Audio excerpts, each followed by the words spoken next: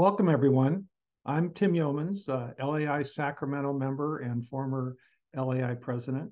I'm your moderator for this LAI Global Initiatives Committee sponsored webinar on home ownership in transition, a Canada-California comparison. We will have time at the end of the presentations for a question and answer session, so please enter your questions in the chat box at any time during the presentation. We'll also ask you to complete a short survey about our webinar and preferences for future webinars on this topic. That will be at the end of our session. This webinar is being recorded, and a link to the recording and the PowerPoint presentations will be provided to all the registrants. If you know of others who would be interested in this topic, please feel free to share this link to anyone you think would be value it. This is presented by LAI and the Lambda Alpha International Global Initiatives Committee. We also want to thank any of you who have ticked the box to provide a donation to our nonprofit, the Land Economics Foundation, which funds research into land economics topics, including housing affordability. Also, please note that this event qualifies for 1.5 certified maintenance credits for the American Institute of Certified Planners. Enter Lambda Alpha International when you go to your CM log at the APA website. This event will be at the top of the list. So welcome to our webinar on the challenges of building residential condominiums in California and other states. We have an impressive lineup of speakers who will discuss the challenges and identify some potential solutions. Condominium home ownership was one of the solutions developed to respond to the needs of those who wanted the benefits of home ownership, but wanted an alternative to single-family homes. In addition, the development of mid and high-density condominiums would help achieve California's smart growth goals. All residential building projects in California face a number of challenges. These include the stringent building codes and regulations, environmental regulations, zoning and land use restrictions, NIMBYism, high land and construction costs, affordable housing requirements, rent control and tenant protection laws, construction litigation, and many other economic factors. These factors drive up construction costs and make the development process extremely complex. However, while most residential projects face all of these issues, residential condominium construction in California has been virtually non-existent, except at the very high end of the market. Yet in Canada, condominium projects are a major force in the supply of housing. So why is this? Today, we are focusing on two areas where there are major differences between Canada and California. Each of these areas can be addressed by policy and legislation, which would change the risk profile for condominium development. These two areas are construction defect risks and litigation and project financial risk. We have four very knowledgeable speakers to address these topics. Ken Cameron is coming from Vancouver, Wendy Moore from Toronto, Tammy, I think from Idaho, maybe California, and Carrie coming from Vancouver. Remember to enter your questions for the Q&A session in the chat box at any time. Also, if you are interested in more extended discussion of any of the topics raised today, please complete the survey. Our first speaker is Ken Cameron. Ken served in a variety of planning and intergovernmental relations positions in Ontario and British Columbia. In his native Vancouver, Ken led the development and adoption of the groundbreaking Metro Vancouver Livable Region Strategic Plan and was a driving force behind the establishment of TransLink, the regional transportation agency. Between 2004 and 2009, he was the chief executive officer of the Homeowner Protection Office of Provincial Crown Corporation, dedicated to establishing and maintaining consumer confidence in the residential construction industry. Ken will provide an overview of the differences between Canada and California. His overview is based on our background paper, Home Ownership and Transition, a Canada-California Comparison. Ken, it's all yours.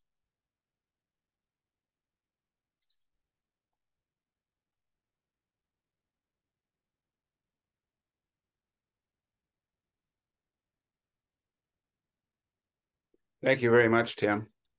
It's my pleasure to participate in this discussion, which has involved some issues that have dominated much of my professional life. We examined some of the issues that Tim has already talked about and noticed some factors that needed to be given some further consideration. And we put those thoughts into a discussion paper, which has been distributed in advance of the seminar. My job is to just summarize some of the main thrust of that discussion paper. I need to advance this. There we go. So common ground with all of us, I'm sure that the single family home is part of the North American dream. Very important from the perspective of both households and public policy. For households, it's a place to raise a family. It provides families with security of tenure without being dependent on the whims of a landlord. And it is, for most households, a good investment that you can start investing in and build on over your life, even as you change homes. However, it's not suitable for all households or all stages of life. Students and seniors often find a single family home is not practical for whatever reason. And it's increasingly unaffordable in North America. It's also part of the dream for public policy, and public policy has given strong incentives to encourage the single-family home ownership. That's because it harnesses private capital for a public benefit, and the public benefit meeting the housing needs of the population, allows people to invest their own money in meeting that need. That reduces the pressure to use public funds, taxpayers' funds, to support housing for households that are in housing need. The industry, construction and sale of homes is a significant economic driver in the North American economy, and home ownership has been proven to provide a higher level of community stability than would be if it was less present in any given community. However, as Tim has mentioned, the single-family home promotes sprawl, is seen widely as being one of the major problems North American cities face, and it conflicts with smart growth goals. But also important, it is increasingly unaffordable to a growing segment of the population. Here's some recent statistics about that. In California, the percentage of people between 2000 and 2021, age 25 to 75, who are homeowners, declined from 50% in 2000 to 44% in 2021. That's a big change in a relatively short period of time, and in the opposite direction to enhanced home ownership. In Canada, more moderate situation, the percentage of households that are owner-occupied declined from 69% in 2011 to 66.5% in the 10 years between 2011 and 2021. So it's going in a different direction from the dream. Condominiums can be a part of the solution. They provide the benefits of home ownership at a lower cost. They're more suitable for a broader range of households and life stages, more consistent with smart growth, and they allow private capital, household capital, and market principles to be applied to a wider range of housing needs. This is the figure that really got our attention when we started to look into this. 3% in the period between 2011 and 2021, the percentage of new homes that were multifamily condos in California was 3%, and the equivalent number in Canada was 38%. So we had to ask why, and why is that important? It appears that one of the reasons why is that there are different risk profiles in the new home construction process and marketing process in the two countries. And these boil down to two exposures. One, the construction defect risk exposure for consumers, and secondly is the project financial risk exposure for the other participants, including builders, investors, and insurers.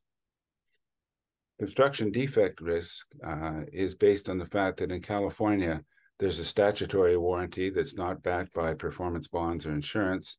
The onus for quality control lies primarily with builders who have a right to repair, but that right is only activated if homeowners take action in a timely way. And there's an incentive in that system for the initiation of contingency litigation by homeowner associations encouraged by the legal profession. In Canada, we have, in most provinces, a builder licensing system with teeth that can take action on bad behavior or issues within the industry. And then we have mandatory third-party home warranty for up to 10 years that provides a framework and encourages builders and homeowners to resolve issues regarding construction defects. The project financial risk relates to how the financing goes from the initiation of a project through to its final occupancy. And in California, there's a cap of 3% on the purchase price that beyond that is fully refundable to the home buyer at any time before closing. So there's a limit to their commitment. Consumers therefore often make deposits on several properties when they only intend to close on one, and that increases a risk for the developers and lenders involved. So the consumer risk is capped at quite a low level, while the developer and lender risk grows as the project proceeds towards planning, financing, and construction, or not. And in some cases, we think, in the case of condos, these projects just simply don't proceed. In Canada, we have a system of pre-sales with contracts which are recourse contracts. That means that on default, a lender can go after all of the collateral that's pledged with a deposit. The deposit starts from a 10% of a sales price and ramps up over the years of construction to 15 and 20%. So there's an increasing level of being locked in, if you like, for consumers on which the developer can rely to get deposit insurance to allow the use of deposits to fund the project costs. Why does this matter? Well, there are benefits to multifamily home ownership for both households and communities and for smart growth objectives.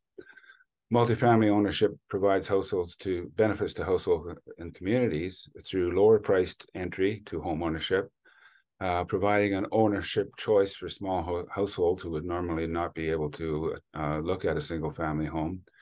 In many families, multifamily home ownership is part of the ladder towards financial stability, which may or may not include the ownership of a full-on single family home.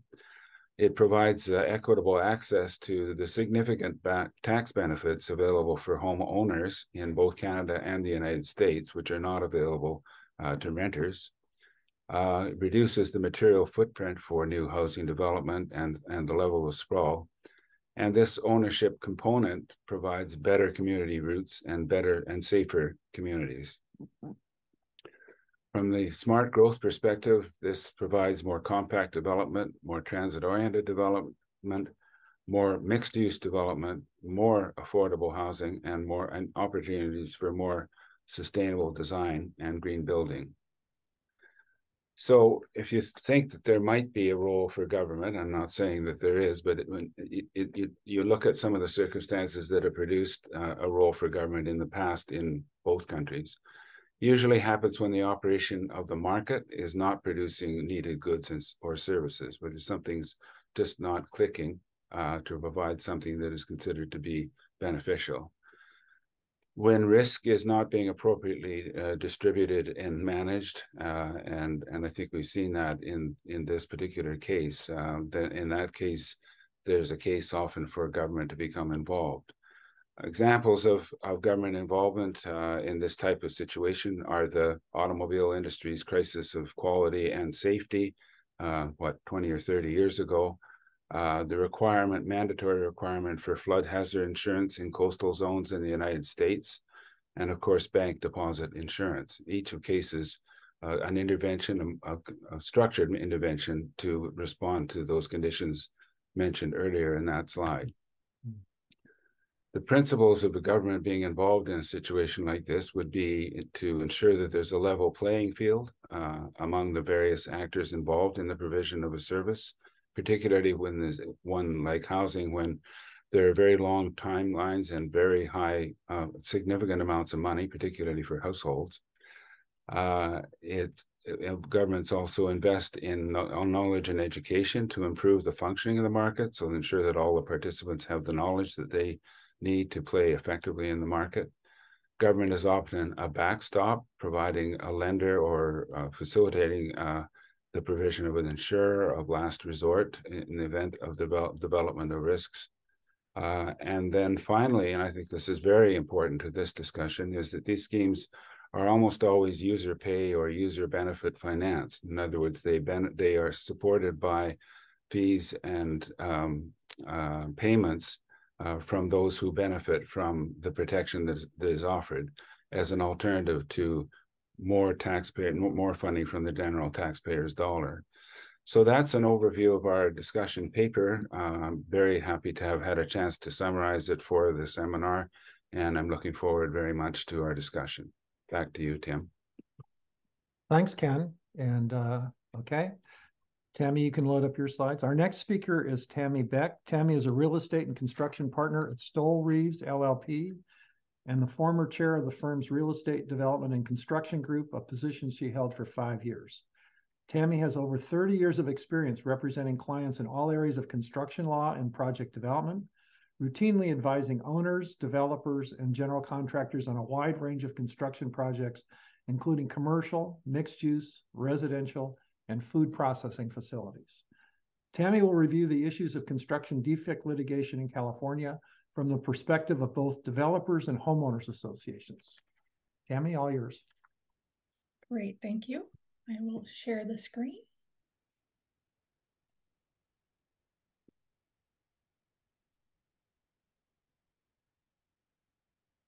One of the first things I want to do is thank everyone for attending. Anybody who has been in California for any length of time will understand how difficult it's been to get what we call realistic housing, or there's a category obviously for affordable housing. We're talking about market entry or alternatives to the housing that we've seen really skyrocket in California. Just a brief bit of background, because I think it gives a context on timing. As Tim explained, I've been practicing for approximately 30 years in California, Nevada, and Idaho. All of those relate to residential as well. So I'm familiar with different states and different state approaches to the construction defect claims, potential housing issues, potential financing, the 3% rule, which I'll briefly touch on later. This summary, however, is really just a very high level approach, and I could speak on this for a couple of days.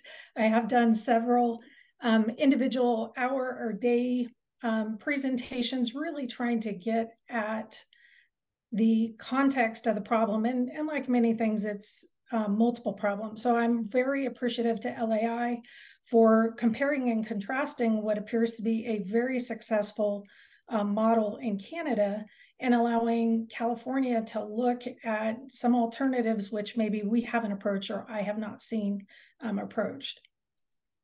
So the tension that we find in California on the construction defect side really relates to what the public policy would call consumer protection between the home buyer and builders. And for all the reasons that Ken pointed out, home buying, particularly in California, is just critical to building, the wealth, the structure over the years. And California has tried various things over the years.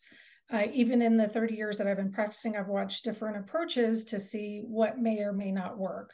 It's a real tension, as in any other state. California has statutes. The most current one with this type of product that we're talking about is called the Home Builder's Right to Repair. That became effective in 2003, affectionately known to some of us who were working around it then as SB 800. The Civil Code is listed for your later reference. And what it tried to resolve was really a stall in the market. Many of my developer clients could not get insurance for these products because it was simply too high a risk in California. And you can't build if you don't have insurance. Lenders won't lend, contractors won't build, and they moved to alternatives like apartments, which did not have the greater risk. So SB 800 was a goal to bring together both the consumer protection statute and the risk that the contractors and builders were seeing, and put their arms around it, if you will, to try to give a route pre-litigation. So that not everything has to end up in litigation. That similar approach was used for common interest developments, what would have HOAs, that I'll mention in a minute about what else it would be, but it had an underlying approach that it would be pre-litigation. It would allow the parties to speak, and not before they had lawyers typically, but before litigation was filed. The SB 800 applies to individual unit for sale. So what we're talking about here is condos where that would be purchased. That would also apply in what we were talking about, typically anything over 20 units and a multi-story. The Calderon would also apply. While you have two statutes that require two forms to comply with in the pre-litigation dispute, each side has obligations. The notice comes from the homeowner or HOA or the claimant to the builder. They generally overlap. And so if a builder, developer, seller is really paying attention, they will try to establish and set up, unfortunately in California, anticipating that they will get a claim, not if, but when, and set it up so they can respond quickly. The homeowners, as Ken really laid out, this is the biggest investment. It really does, they put the percentage down. Some of them are on alternative percentages down, so they get in the door. The cost of housing in California is high. Obviously in Canada, it's very high in many locations as well. But in California, the consumer protection generally overrides a lot of the other concerns in our perspective, both by statute and by case law. And so the homeowner is looking at it as, I am investing a substantial sum of money. I am not getting responses from builders when I see what I believe is a warranty complaint or a defect complaint. And many of the builders may not respond as timely. Their insurance probably won't respond unless there was damage to something else. And SB 800 tried to remedy that. There does not have to be resulting damage, but there's no insurance for that, yet there's a claim for that. And it really felt to a lot of the homeowners like they weren't getting a response. Once they had purchased the home, that was it. They didn't really hear from the builder. And they claimed that there was a holdout, a delay to try and bypass any of the time sensitivity of our statute of limitations. And many of the homeowners can just simply not afford the cost of litigation. What remedied that for the homeowners is there's a whole business of plaintiffs' lawyers that do nothing but sue on behalf of homeowners. So a cottage industry, if you will, came up to try and remedy that. Homeowners normally don't like to sue. They just want things fixed. But if they feel they have been ripped off, they will do that. So the legislation tried to provide protection with an incentive to builders that you may not get sued if you respond and go in and fix. From the builder perspective, as I mentioned, unfortunately in California, it's not if they're going to get sued, it is when will they get sued. They will get sued within the 10-year statute. SB 800 set up shorter statute of limitations with a 10-year statute of repose that has a various timing depending on whether it's a HOA or an individual unit owner is doing it. Unfortunately, in California, there's no specific standard for a defect. It often comes to different opinions by the litigation slang of hired guns. And there's not specifically like when is a crack a defective, say on stucco? What is the objective standard that can be used? SB 800 tried to set up parameters. It is much better than what it used to be in the past. It has some guidance, but it's really not specific enough. And so you can find some of these claims where the builder said that's concrete cracks, it's not excessive, etc. So there's still an ongoing frustration about what the standard is. And I must say the goals of SB 800 and Calderon are laudable. I represent a number of developers. We adamantly try to follow it. I find their best resolution is if they plan to respond to it before they start designing and building their product, they're going to come out ahead. But it is very expensive and time consuming to comply with. And there's not really any incentive by the plaintiffs' lawyers for the homeowners associations to resolve early for a repair. Their contingency agreements are set up so they get anywhere from 35 to 45% of the value of the repair. If there's no cash settlement, then they will turn to the homeowners association or the individual and say, well, if that repair was $5,000, then whether you got cash or not, you have to give me 35 to 45%, depending on the agreement, which is a substantial hardship to the homeowners. And while there are some times where attorney's fees are recoverable, as much as I hate to admit it, attorneys will fight over attorney's fees and simply start increasing the so-called cost to repair to push in attorney's fees. And that just skews all of the litigation, and the goal for SB 100 and the homeowners are really not met. The cost of litigation, as any business will tell you, is evaluating what is the cost to settle, get a full release, or stand your ground and take the position that you built it correctly, whatever the individual is. The cost then gets baked into the cake, if you will, for the cost of housing in California, just like the CEQA and the case for putting in the environmental regulations, all of it gets incorporated. The developer perspective, I wanted to call out a little bit because it's a little bit different than a builder. You can have a developer, you can have the general contractor builder, and then you have the homeowner. The developer is the one financing it. And Ken mentioned that California does have a 3% limit on their the LD, liquidated damage provision, by statute. It is very difficult to get anything beyond that. It requires quite a bit of an accounting and documentation. And if you're wrong as a developer, you lose and you may not get anything back. So everybody really bakes in this 3% number, which is lower. And I gave a comparison. While there is a bond alternative, it doesn't really get you around the 3%. What that may do is allow the developer to use some of those funds that otherwise have to be held in trust, but you still have the 3% limitation. So unlike some other states and you know, some other options, you're really not getting around that 3% in California, which means, as Ken said, the developer and the lender are the ones completely at risk on the financing. One simple example is Washington adds 5%. You wouldn't think that that's a lot between 3 and 5%, but even that small amount on the prices that you're selling for may make a difference. And as I always say, if nobody has skin in the game, there's really no moral hazard or substantial moral hazard. I want to give the lawyer perspective because unfortunately it is a cottage industry on both sides. We are flatly a litigious state. There's just no way around it. We do license builders, as Ken said, but the standards of the homes are not really as inspected. People will say, but the city inspected it, or it was per code. Code is bare minimum. The inspectors do not have the time, do not have the ability, and they're not obligated to check everything that was built. So it's really standing on the corporate structure of the general contractor and the developer.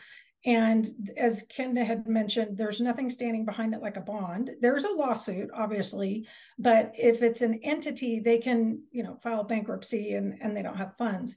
Insurers do not cover pure contractor warranty claims, even if they're part of an SB 800 claim.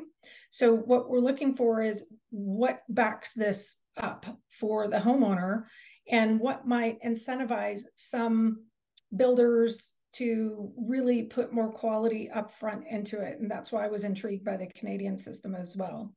Unfortunately, I get called quite often to help establish quality assurance and quality control programs. I always tell developers and home buyers, you can have insurance, you can have the best contract that you want, but really building it right is the best defense. Documenting that you built it right, and everybody will be much, much happier. As I mentioned again, plaintiffs' lawyers just don't have the same incentive. And with that, I will turn it over to Wendy. Hey, thanks, Tammy. Our next speaker is Wendy Moore. Now located in Toronto, Wendy joined the Home Construction Regulatory Authority as CEO and Registrar in April 2021. Prior to joining the HCRA, Wendy served as the Vice President and Registrar of Licensing and Consumer Services at British Columbia Housing. Wendy has over 20 years experience in licensing and regulation of professionals, legislative and policy development, construction, housing, and consumer protection. She has led important initiatives to increase the quality of residential construction and strengthen consumer protection. Wendy has degrees in both law and political science from the University of Calgary. Wendy will discuss the Canadian approach to home warranties and construction defects.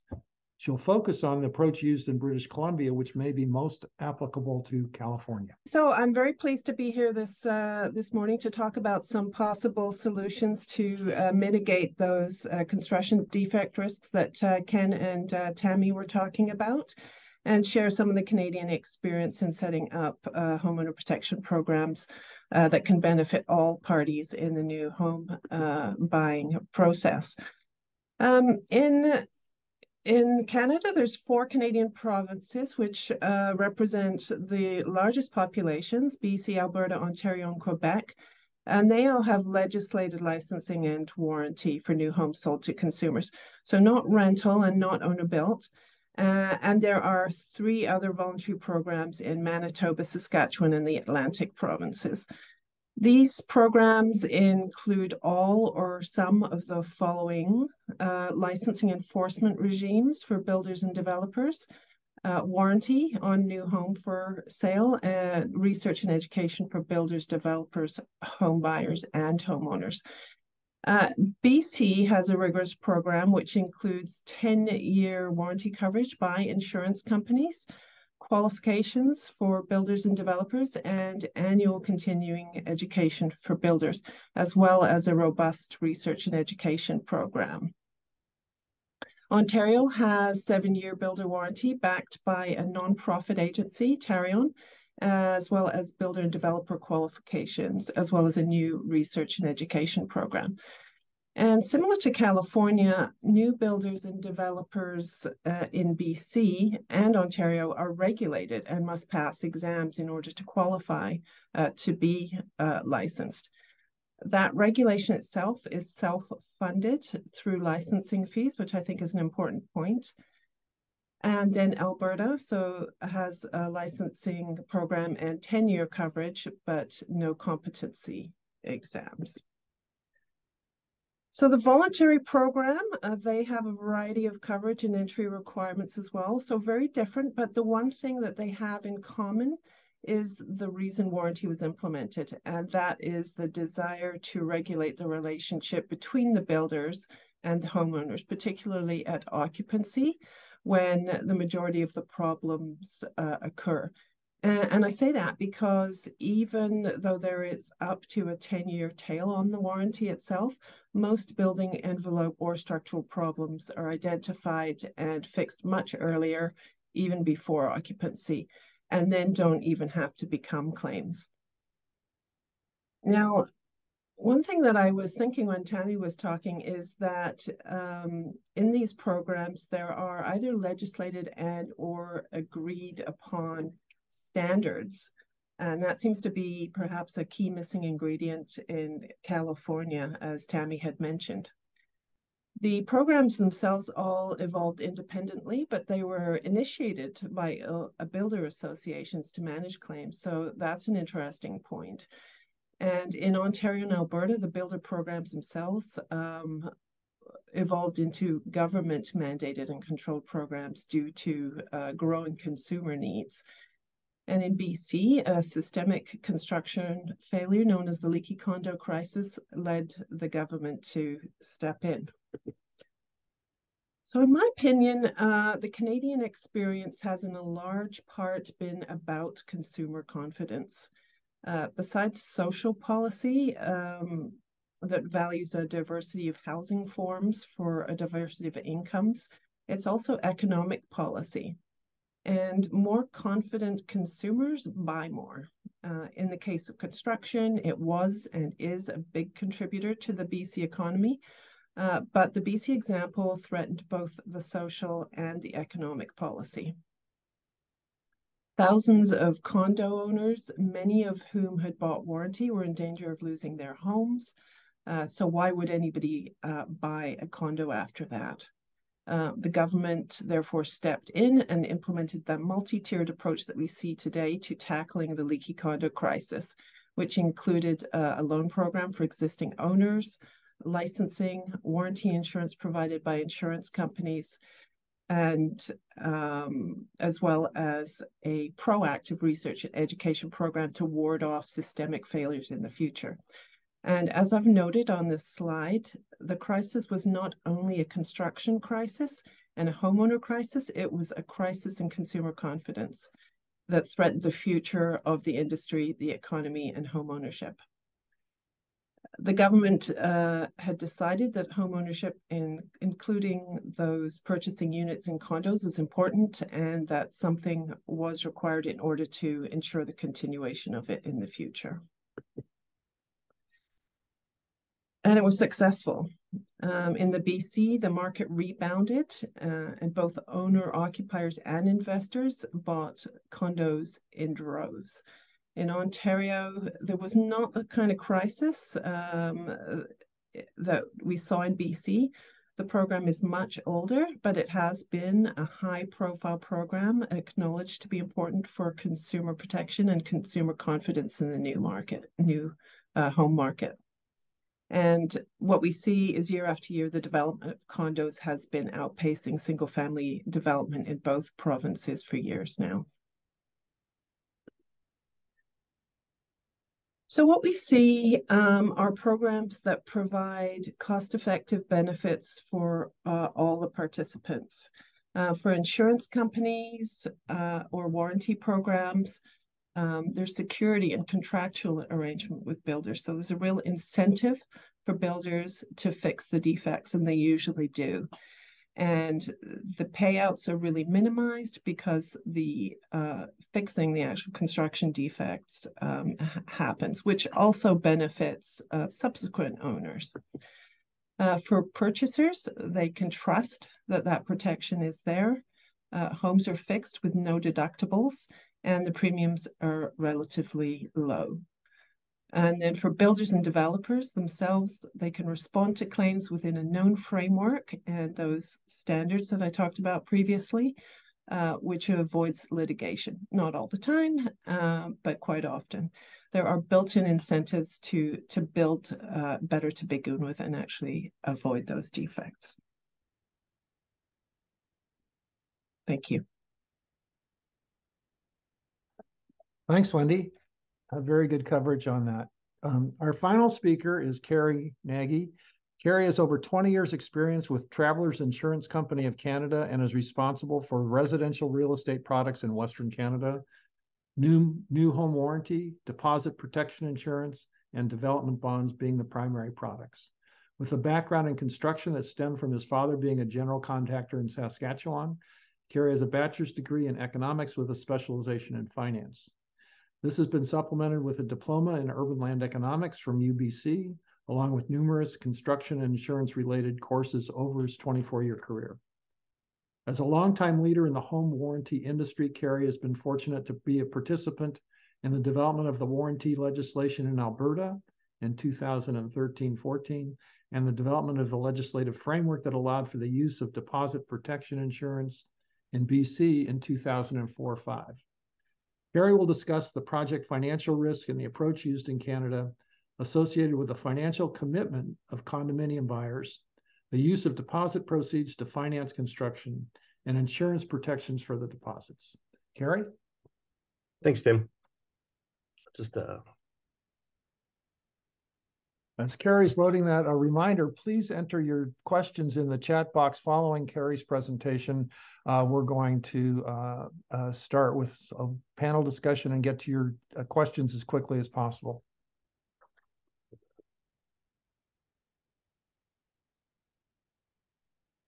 So thanks everybody for attending. It's it's actually been over the last 25 years. We've seen industries, as Wendy mentioned, that the condo market in British Columbia has matured, and also too the landscape in terms of the development and the needs of a developer have changed significantly. And I've been fortunate to be able to see things from a bunch of different lenses. And when we got involved in warranty 25 years ago because of legislative warranty in Ontario, but really the involvement with Tarion and the landscape they had there for warranty, but also for deposit. So Ontario, it's not a geography lesson, is the center of Canada. It is the largest housing market, and it also has probably the most advanced legislative structure that we had in Canada prior to really the next couple changes that happened. Now, every province in Canada has a condo act or a condo property act or a similar framework that allowed for multifamily development. Really Ontario, BC, and Alberta, have been the mainstay in that space just based on, demand, but also population. Quebec's a new entrant into that where they've made some changes to their condo act that allowed for the use of deposits. That's just within the last couple of years, where their market has now switched more to from singles to multis and taken a little bit of the investor interest from rental to multifamily ownership. So I'm going to focus specifically on BC only because the Real Estate Development Marketing Act was a consumer driven, consumer confidence was paramount. And prior to 2005, they had a strata property act, but really we use strata, everybody else uses condo, where you could go in and buy a pre-sale from a developer. At that point, your price per square foot was under $300 a foot, even in downtown center of Vancouver, and deposits were anywhere from 5 to 10%. As Wendy stated in '99, when mandatory warranty came in British Columbia, housing starts were 13,000. We're barely meeting the demand. Supply continued to grow over those next 6 years, but really the condo market in Vancouver and Victoria and Kelowna, as other major centers in BC, was starting to blossom. And so one of the biggest transitions through REDMA was creating a structure that allowed people to go in, buy a pre-sale from a developer and really have the confidence, very similar to prior, where if a deposit was held, or if a deposit was given to a developer, prior it was held in trust by a lawyer. REDMA allowed for a bunch of things, and it reinstated a rescission period for any purchaser where buyer remorse, it was a 7-day period. In some provinces it's up to 14. It allowed a developer to take up to a 10% deposit through a marketing period that when a disclosure statement that defines what the proposed development is filed, a developer has a 1-year period in order to be able to market that project and get to a point where they're able to file an amendment to any of those purchasers that confirms a variety of things, but in really simplest form for our need was that the project was a go. There was suitable financing in place, and there was a building permit in hand. So at that point, within that 1-year period, the consumer was given every indication that the project was going to start construction. Now, it also gave the developer the ability to take a deposit greater than 10% after that point. Very common, and again, 99 to 05, typical deposits for a lot of developments were 5 to 10%. Through that, through that period and through that process, we get to as high as 25%. And it was very common in the downtown core for people to take 25. Now, price per square foot has also gone from, let's say south of $300 a foot to greater than $3,000 a foot for some product in the Vancouver core. But it allowed them to give that ability and that variable in. Now, housing, when we started in the 99 with the 13,000 housing starts, the only non-market housing was social housing, very much driven by, the need for a below market or specific purpose type rental product. But, BC again, well, Ontario has always been the lion's share of the starts in Canada. Their multifamily is 83% of their housing starts. Most of that is market housing. Alberta, they have, they're a market that are plentiful in land. They continue to push it out, and with a very small focus on reinvigorating the core with density. But that transition has happened only with a very high focus on rental. And, even has got to the point where office tower conversions in, say, the city of Calgary are now underway, where they're moving from office to rental. So a lot of the starts within Alberta are rental, but a higher portion of the starts are actually still single family, and they're still pushing out the outer barriers of the suburbs. British Columbia, it's, we've been a very heavily focused multifamily developer. Our development community, because of costs and opportunity, rental has been an increasing commodity. The challenge today, rental rates here are, have gone from $3 a foot to $5, $6 a foot, that have given some of the economic interest to developers to be able to actually to make a go of rental. The challenge has been now borrowing rates have now skewed that the other way. Now, there's some lending programs that allow the developers to to still maintain rental and rental capacity.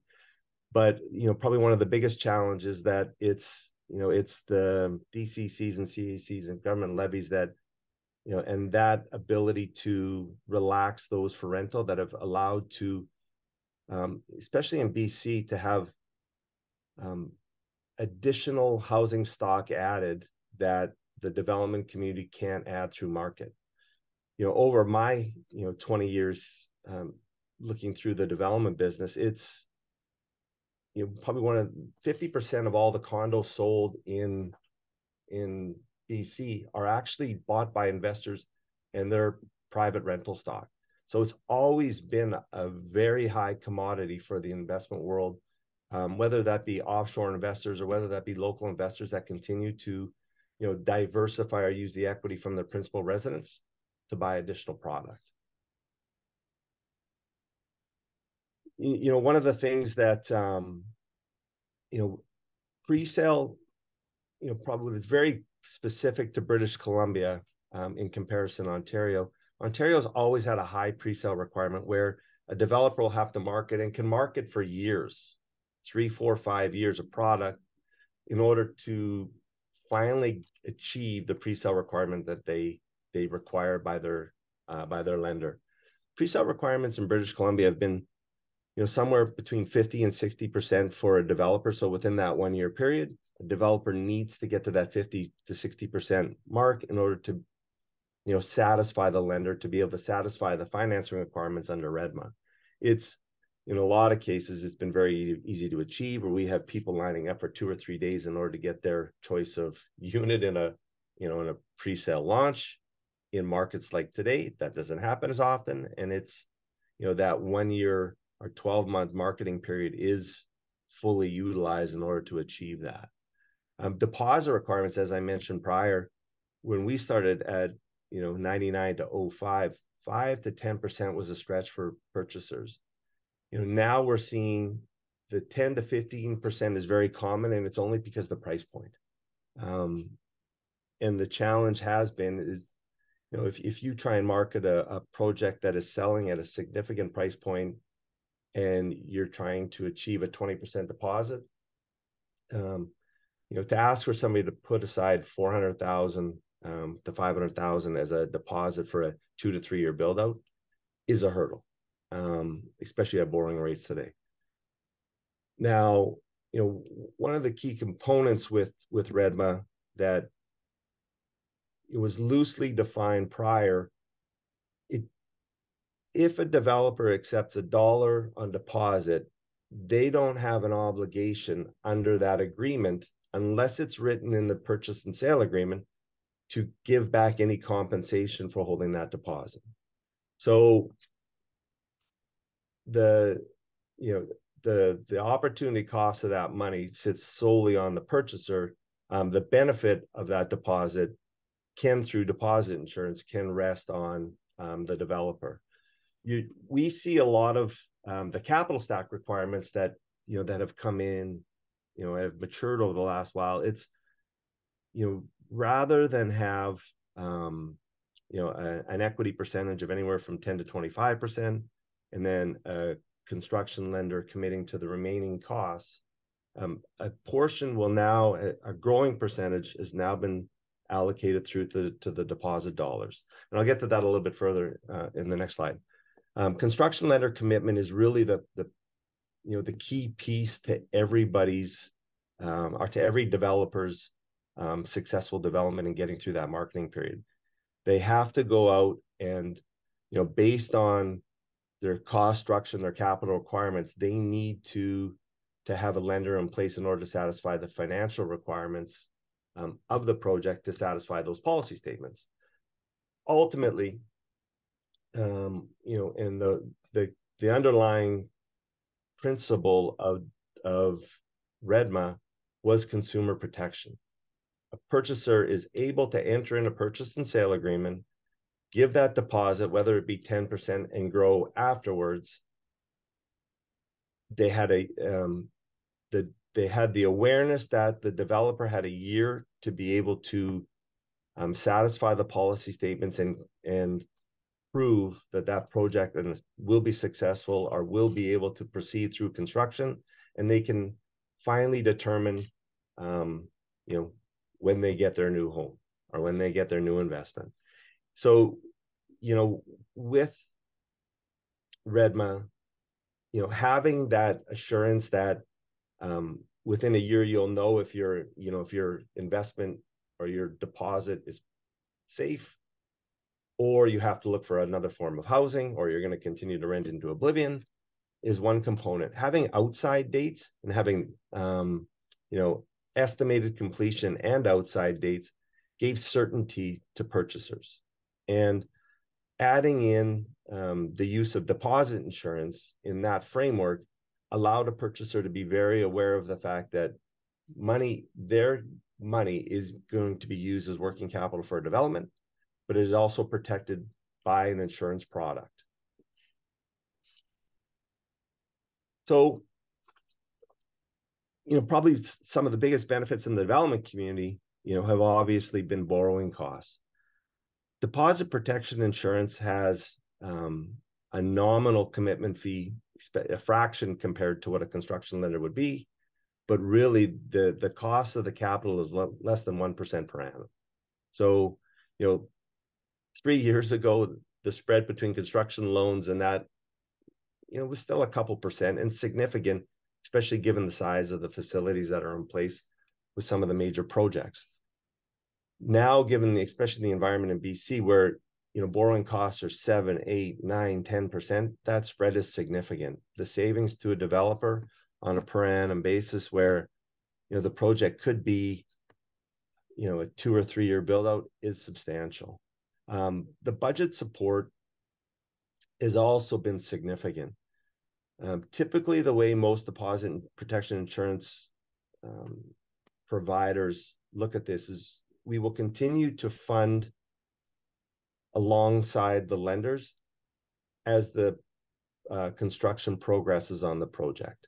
So, key feature, underwriting rule, you don't give a developer money before they need it, but realistically under REDMA, the way it's worded, the deposits are only used for the betterment of a project.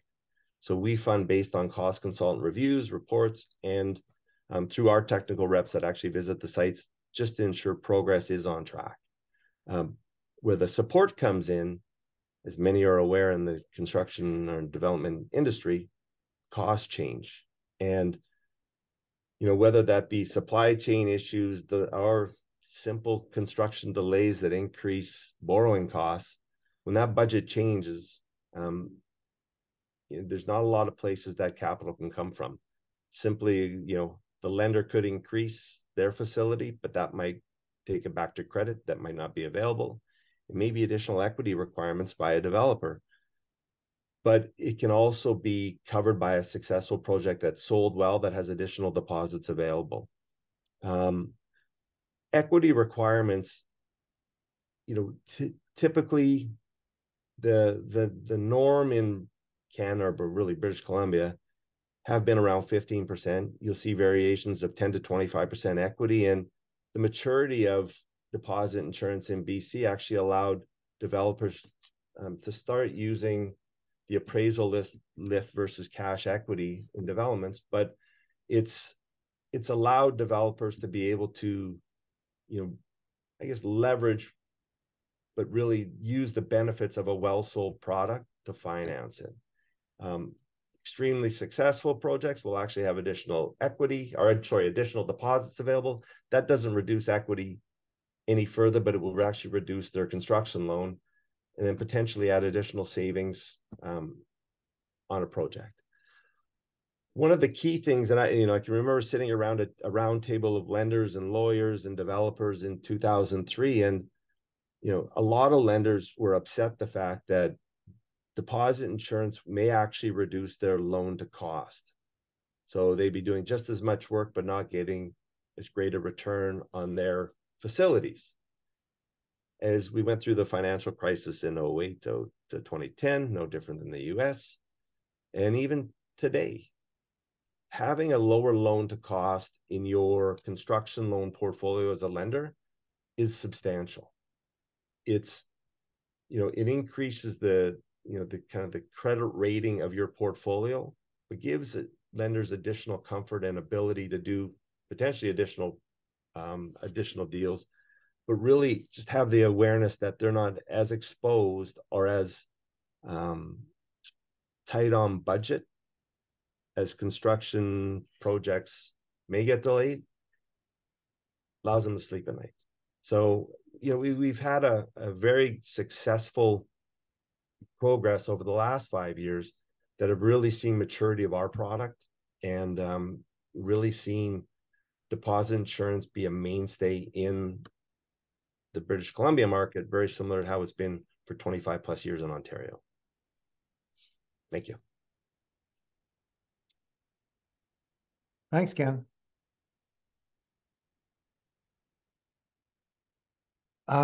We've developed a number of resources for you to look at if you're interested in the topics we brought up today.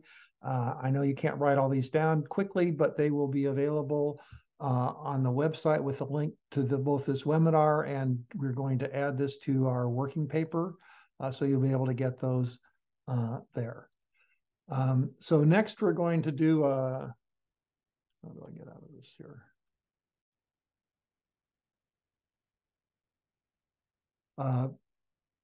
Take some questions for a panel, and we encourage you to ask questions in our chat box there. We want to get to your questions as quickly as possible. Ken Cameron and Richard Cook are going to help out with the chat box. Richard is the head of our Global Initiatives Committee and responsible for getting us through this program and setting it up. So he and Ken will be going through the chat questions. But our first question for Tammy: does construction defect litigation environment in California affect the amount of ownership housing that is built in total, or just more rental in the mix?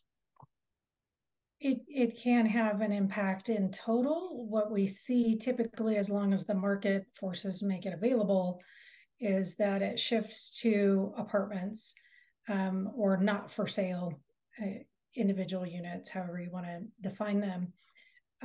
Traditionally, apartments were not as risky. You don't have a homeowners association. You have somebody who is sophisticated, buying and lending and building the apartment.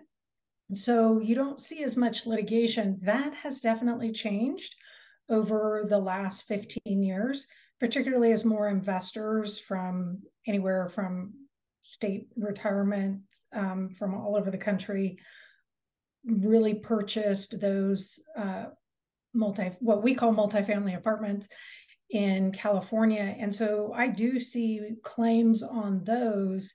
It's just not as emotional or as stacked up. It's typically not a contingency. And so it's something that the parties can calculate in. So it is definitely a significant shift. The other is when we had the market increase recently, what happened was people shifted to single family homes. We saw that, as Tim, you're probably aware, moving from the Bay Area or LA to where there's more land. And so you saw a lot of the single family homes spring up in the Sacramento region, particularly, but in other regions outside of those larger cities, because that typically has less common area. You find most often less litigation of the kind that you would see with what California folks call a dirty word, which is condos. But you still have the litigation. It's just different. So it has shifted around. Right now it's just cost. And in fact, something came out today. One of the things I would recommend people to look at the California Building Industry Association and the local BIA in Northern California. It's in Southern California too. But, we have these great things that require solar panels or maybe fire sprinklers. Those are not bad things, but when you put them on the cost of what we would call more entry level housing where people haven't yet built up and flipped over, it can substantially increase the cost than just by making it harder to get someone in. It's goes to all of the issue with our lender and our financing and the costs up front. So there's multiple issues that may cause a developer or even a lender to shift. Good. Anybody else have comments on that question? Okay. So Wendy, how could a warranty program be set up? Well, there's a couple of options, and those come from the Canadian experience.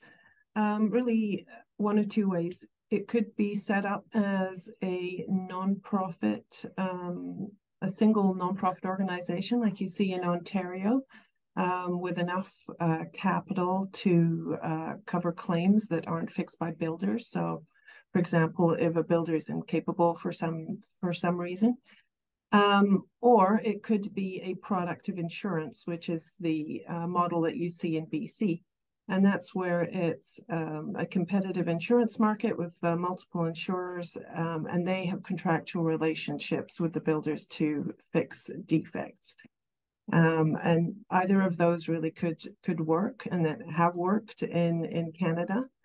I would say that the insurance route is probably the easiest to set up if California was considering this, because the infrastructure is already there. There are already insurance companies that have the ability to take a program like this on.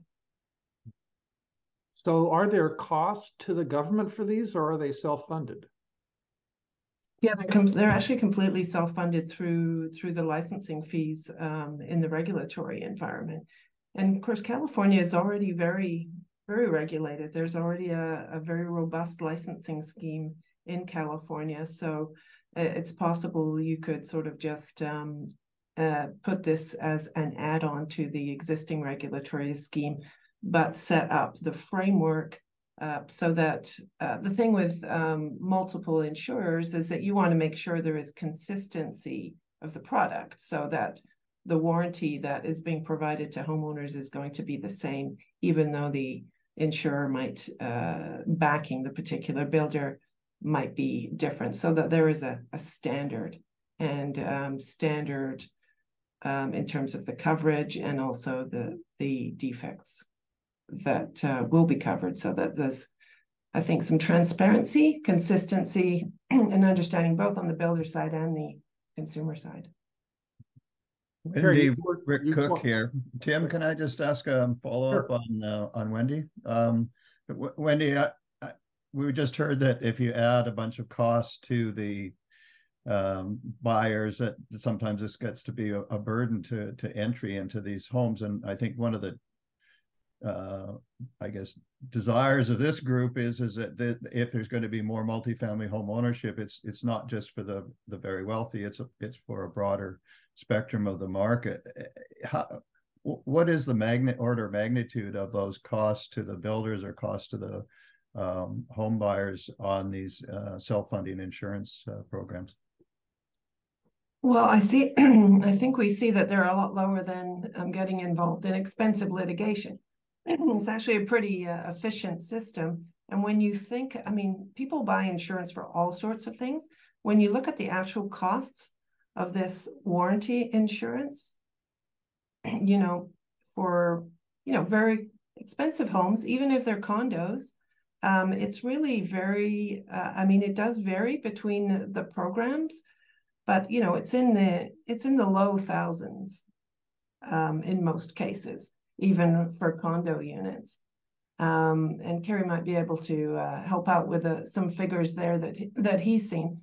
But when you consider what you're getting, and you're getting a 10-year warranty in some cases, certainly in BC, it's great bang for your buck, and it does beat those expensive lawyers.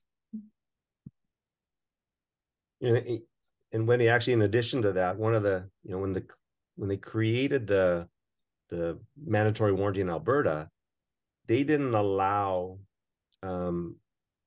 typical insurance has a deductible. There's no deductibles allowed in any of those, because they didn't want even a nominal cost of $25 or $50 to deter a consumer from making a claim or being able to make that claim.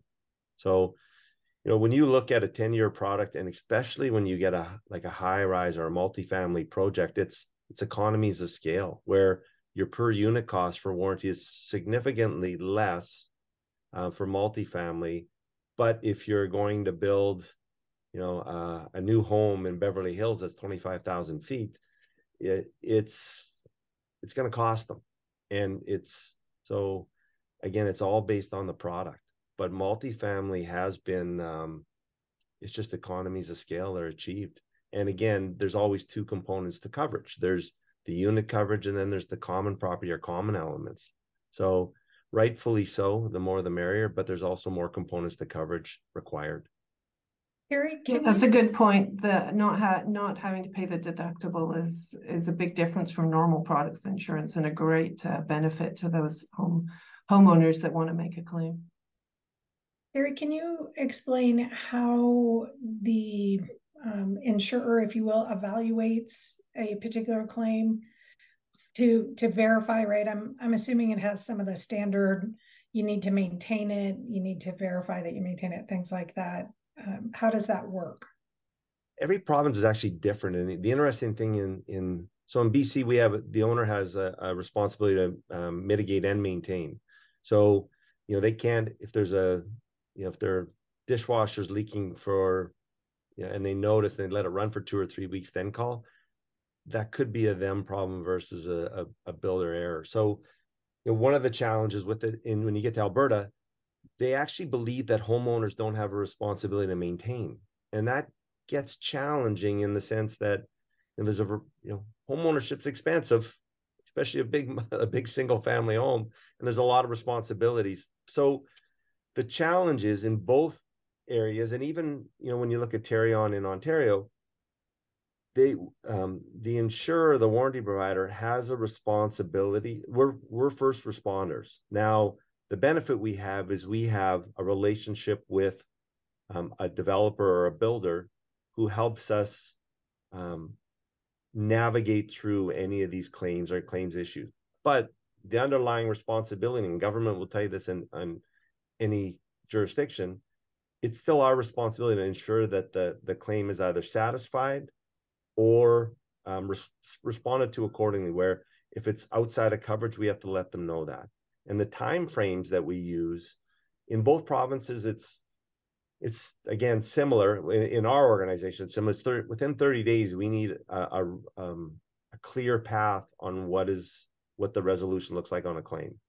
Now, we have a residential performance guide that allows us to point a consumer, but really have all of our claims representatives know the answer to something that may occur.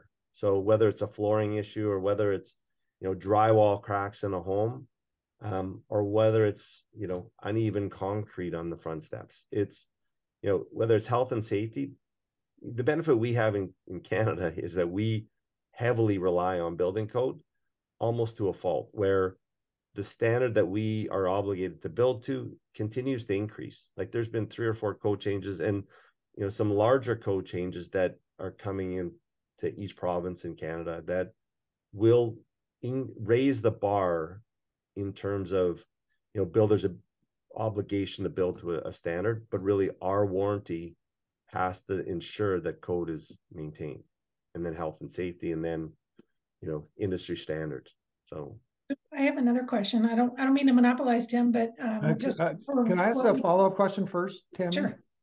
You brought up the subject that in California we have very weak standards, or that don't satisfy the construction, right? Yeah. But I'm wondering, and Carrie brought that up a lot at the end, but I'm wondering from Wendy or Ken's point of view, what's the difference in the standards that make them so strong in Canada compared to California? Well, so the building code standards, well, there's, I mean, there's 2 types of standards. There's the building code, and those are, there's a national building code, and then the provincial building codes. They can be a little different depending on the climate, etc. But they tend to be fairly similar to the national code, but they're mandated codes.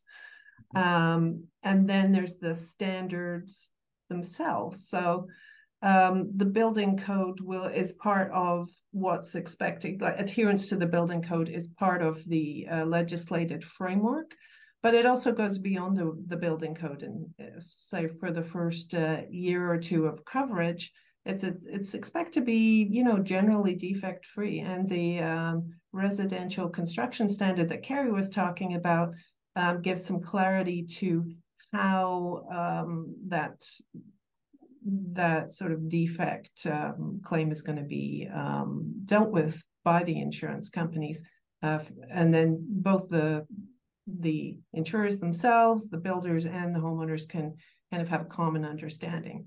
So it depends which standard you're talking about, but definitely that legislated building code definitely makes it clear to everybody what those minimum standards at least are.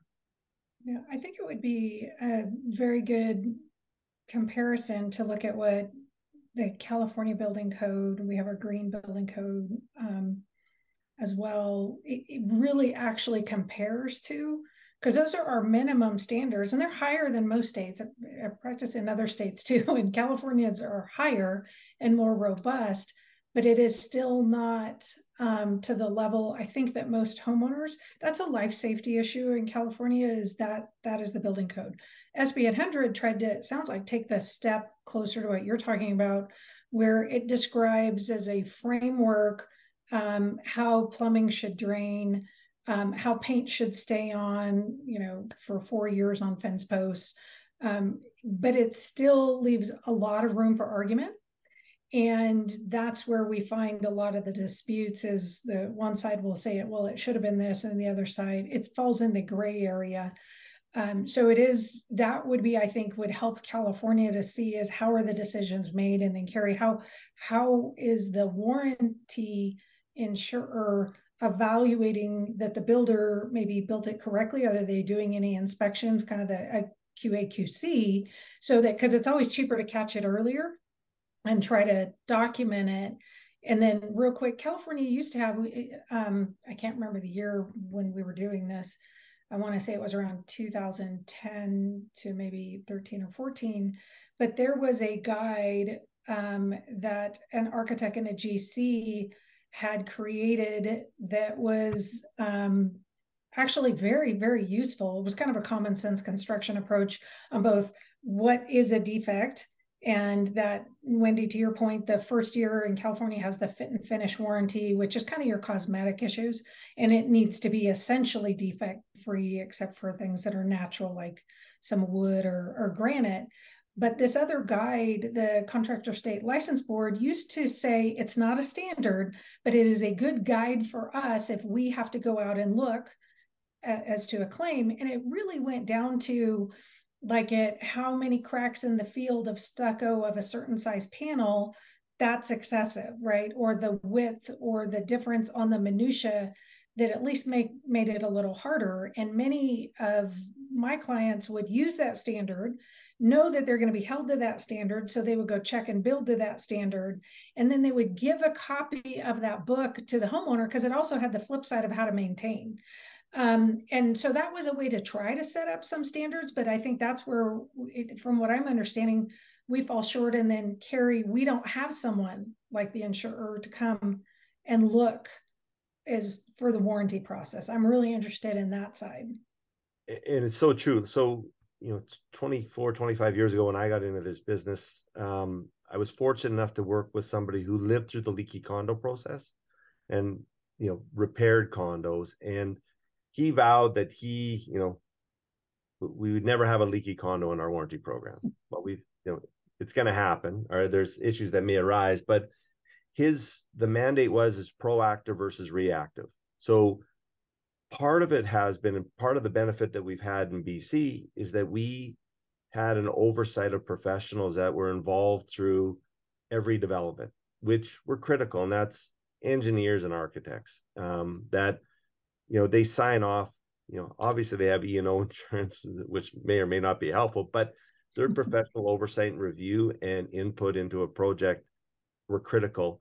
But then we also had tech reps that would continue to go and monitor and review those items, because again, a window is a window, but unfortunately, if it's not installed properly, or if the panels that were put in a high rise that house those windows don't meet a certain standard, and they're not wind tight or water tight, there's a challenge, there's an issue that will cost you a significant amount of money in the end. So we've always been proactive versus reactive, and it's been critical, because again, you see in multifamily or single family in the warranty business, it's the fit and finish is the thing that everybody sees in a home. In COVID, they saw it every day, and they let us know every day if it was there. But it was that's just reality. We expect that through our warranty program, as and Ken and Wendy both know, we should get a claim on every home, because nothing is perfect, especially in the climate that we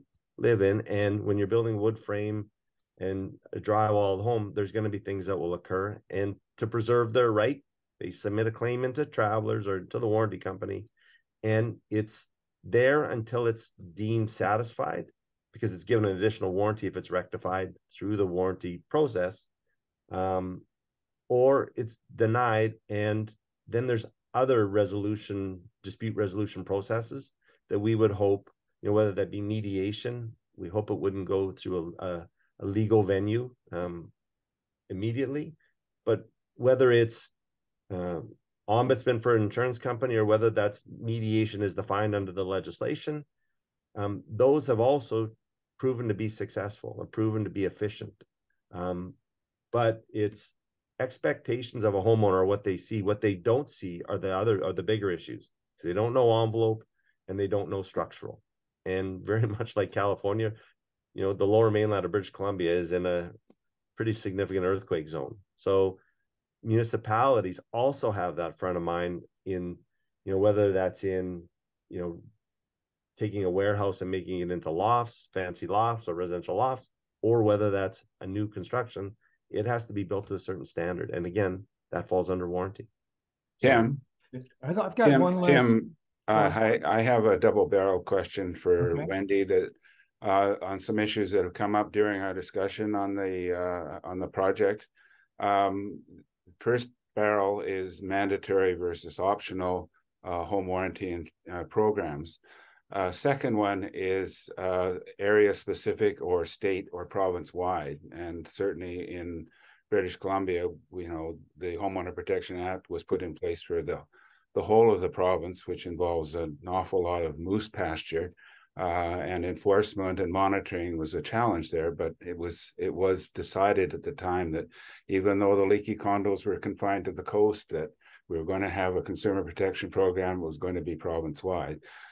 Several times in our discussions, been suggested that at least maybe as a pilot, we would look at a particular somebody would look at a particular part of California that would bring in some kind of consumer protection there. So just from Wendy's experience with both British Columbia and Alberta, and with warranty programs that are either mandatory or optional, I just wondered if she could give us some comments on those issues. Yeah, well, it's interesting because, of course, all of the warranty programs started off being voluntary, and some of them still are, as I'd mentioned in my presentation. And it doesn't seem to matter whether they're voluntary or they're mandatory. They're successful for the reasons that we discussed, which is for those who have it, it's an efficient way to deal with defects. Some of them became mandatory through, obviously in BC, the leaky condos made it become mandatory because the voluntary program failed, simply because they did not have enough capital to cover a systemic failure. And and then in Alberta, there was no crisis when it became mandatory, but I think the government did recognize that more coverage was better than less coverage. And not only the people, the builders, really, it's essentially the builders who choose to opt in. It's not the individual homeowners that opt into the program. It's particular builders that want to offer that value to their purchasers, but also to themselves. It's a benefit to themselves. That's what's so interesting about it being builder initiated to begin with. I think that a voluntary program can work, and maybe it's good as a pilot. And maybe to your second point, Ken, if there's a particular area where it's of this state that it would seem to be more valuable even to try it out, I think that would be a good start. That's kind of how it started in Canada, which is it started voluntary, and then when people saw the value, they opted into a more mandatory system. In BC, yeah, it was province wide. It was not just about condos. It seemed to be beneficial to single family homes as well, and I think that's definitely played out. But no reason why it couldn't be more focused, at least as a starting point. Yeah. Thanks. That's about all the time that we've got today. Let me do this.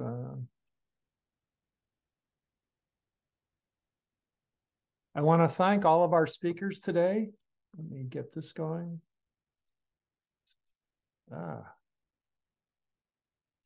Ken, Wendy, Tammy, and Carrie, you guys, I really appreciate all the time you put in. We've had a lot of phone calls over the last year discussing that.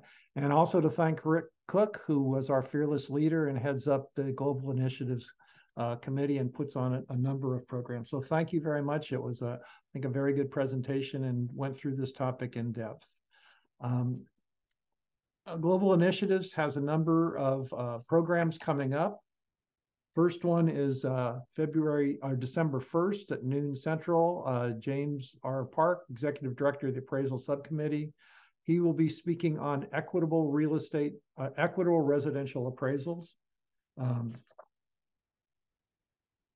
And he leads a group of 13 agencies, and we'll be talking about these agencies' roles in these property appraisal and valuation equity. On December 13th at 8 a.m. Eastern, Craig Stenley, who's the president of the Appraisal Institute, will be speaking on recent changes proposed and in progress in appraisal practice as it impacts appraisers seeking or holding MAI or other professional appraisal designations. So watch your email box for LAI's upcoming events for all of these sessions. As I mentioned earlier, we've recorded this session, and also you'll receive an email with a link to the recording and our paper, also a link to the resources that we listed out. You'll also receive a quick survey to complete, and particularly we'd like information if you want further discussion on the topics that we presented today. Here's a QR code to get direct access to that survey. And we really welcome your comments and interest in this topic. So on behalf of LAI, I thank you for attending this session. We look forward to seeing you at other events on this topic or other topics sponsored by the LAI Global Initiatives Committee. So thanks very much, and hope you enjoyed this.